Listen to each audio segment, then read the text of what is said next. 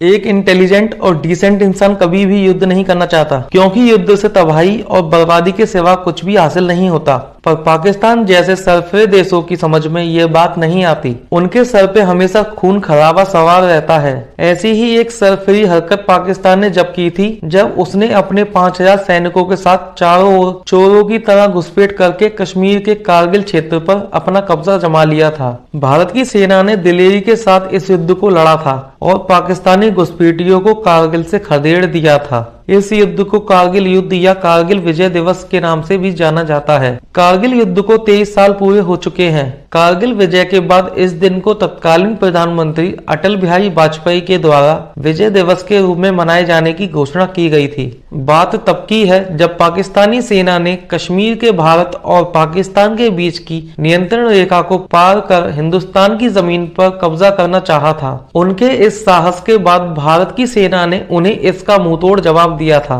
और घुसपैठियों को बुरी तरह से पराजित कर देश की सीमा से बाहर मार भगाया था। 3 मई साल 1999 को कश्मीर के कारगिल जिले में ऊंची पहाड़ियों के ऊपर पाकिस्तान ने अपने 5000 सैनिकों के साथ चोरों की तरह घुसपैठ करके वहां पर कब्जा जमा लिया। इस बात की खबर जब भारत सरकार को मिली तो भारत सरकार ने अपने शूरवीर सिपाहियों के साथ मिलकर ऑपरेशन विजय चलाया और पाकिस्तानी सैनिकों को धूल चटाकर 26 जुलाई 1999 को कारगिल से मार भगाया और युद्ध में जीत हासिल की। तब से लेकर आज तक इस दिन को पूरे भारतवर्ष में कारगिल विजय दिवस के रूप में मनाया जाता है। बताते चलें कि यह युद्ध करीब 18,000 फीट की ऊंचाई पर कारगिल में लड़ा गया था। यह युद्ध लगभग 2 महीने तक चला था, जिसमें भारतीय सेना के योद्धाओं ने बड़े ही साहस के साथ युद्ध किया था। कारगिल का युद्ध काफी ज्यादा ऊंचाई पर लड़ा गया था और इसलिए इसमें भारत और पाकिस्तान की सेनाओं को काफी मुश्किलों का सामना करना पड़ा था। इस लड़ाई को लेकर पाकिस्तान की तरफ से यह दावा किया गया था कि भारत पर कब्जा करने वाले लोग पाकिस्तानी नहीं बल्कि कश्मीरी उग्रवादी हैं। हालांकि लड़ाई के दौरान मिले दस्तावेजों तथा कई पाकिस्तानी नेताओं की बयानबाजियों से इस बात की पुष्टि हो गई थी कि कश्मीर उग्रवादियों के साथ पाकिस्तान की सेना भी इस युद्ध में शामिल थी।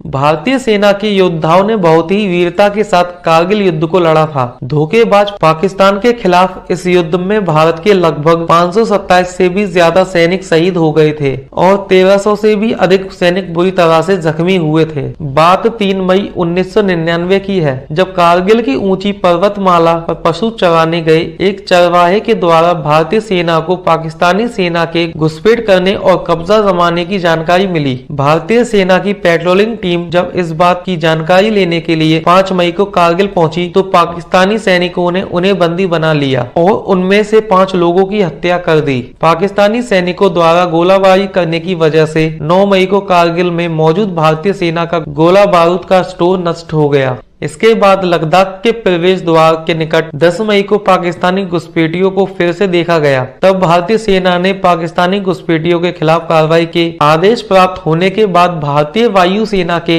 MiG-27 और MiG-29 का इस्तेमाल किया। पर इसी दौरान 27 मई को पाकिस्तान ने भारत के फ्लाइट लेफ्टिनेंट नचिकेता को गिरफ्तार कर बंदी बना लिया। साथ ही भारत के MiG-27 हेलीकॉप्टर को पाकिस्तान द्वारा नष्ट कर दिया गया, जिसमें 4 सैनिक मारे गए। 5 जून को पाकिस्तानी रेंजर्स के पास से मिले कागज-कर्ताओं को भारतीय सेना द्वारा अखबारों के लिए जारी कर दिया गया, जिसमें पाकिस्तानी रेंजर्स के शामिल होने की बात सामने आ गई। इसी के बाद 11 जून को आर्मी चीफ लेफ्टिनेंट जनरल अजीज खान और परवेज मुशर्रफ की बातचीत की रिकॉर्डिंग जारी की गई, जिसमें इस बात की पुष्टि हो गई कि इस चोरी से की गई घुसपैठ में पाकिस्तानी सेना भी शामिल है। इस जानकारी के बाद भारतीय सेना ने पाकिस्तान के खिलाफ कार्रवाई करने में अपनी पूरी ताकत झोंक दी। इधर 15 जून को अमेरिका के तत्कालीन राष्ट्रपति बिल क्लिंटन ने परवेज मुशर्रफ को फोन करके कहा कि वह अपने सैनिकों को कारगिल सेक्टर से हटा ले। दूसरी तरफ भारतीय सैनिकों के द्वारा बाल्टिक का क्षेत्र, द्रास सेक्टर, टाइगर हिल्स, बलाटिक में जुबर हिल्स आदि पर एक के बाद एक कब्जा जमाना जारी रहा। 2 जुलाई 1999 को भारतीय सेना द्वारा कारगिल पर 3 तरफ से हमला बोल दिया गया, जिसके बाद पाकिस्तानी रेंजर्स ने